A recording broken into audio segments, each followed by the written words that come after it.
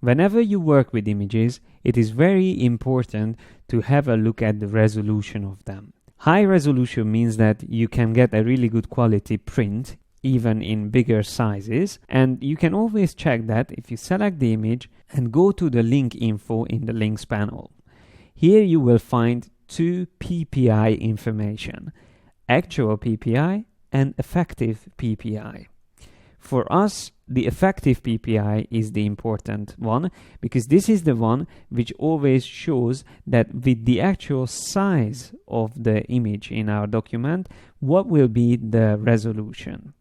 Now, you should know that 240 and above, or some say 300 and above, is the resolution that you need for print. It's better to keep 300 and above, but even around 240 you can get away with good print quality. So make sure that whenever you place in an image, the effective PPI will be higher than that. How can we check this? What happens, for example, if I want to make this image bigger? The way you can make it quickly bigger is to hold down Command and Shift together, or Control Shift on PC, and click on one of the corner points and drag the size up. So just have a look at the effective PPI. It was 1153. When I let go, it will go down to 779. So the higher the image size, the lower the resolution will get, the effective PPI. That means if my effective PPI is lower than 300, then the best thing I can do is to just make the image smaller. Because this is a very high resolution image, it will be difficult to make it big enough to go below 300 PPI. Of course, I can try to do that, so I can make it really big, and now we are getting closer to 300. It's still above 300. I'm making it even bigger, and maybe I am going to make the frame smaller and just concentrate on this girl's face.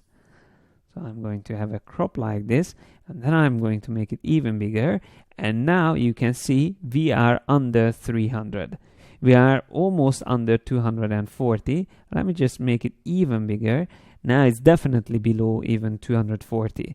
So now if we have a closer look, we can see if I press Shift W that the quality is still good on screen, but for print we would start to see a bit loss on the quality. Of course, the further down we go with the resolution, the worse the quality will get. Now, there's also an interesting thing about the quality, what we see on screen, especially in normal mode.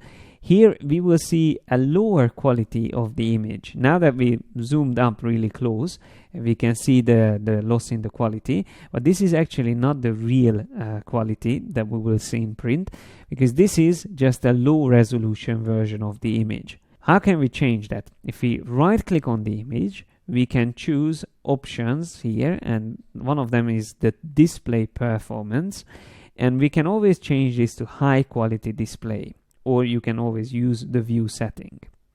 Now, if you want to always see the best quality display possible, you can switch to that, and then we will see a much better resolution.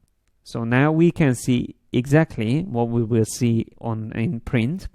But if you want to always keep that for every image that you import, you can change that in the settings as well. So if you go to Preferences, you will find here the display performance. If you are using a PC, you will find the preferences under Edit menu. So display performance, and here we can set up the default view to be high quality, and we can also change high quality for the view settings. I'm going to click on OK now.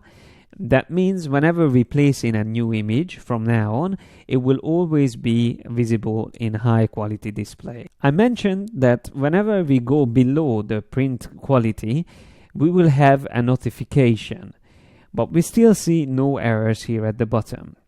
So how does this pre-flight work? I'm going to talk about that in the next video.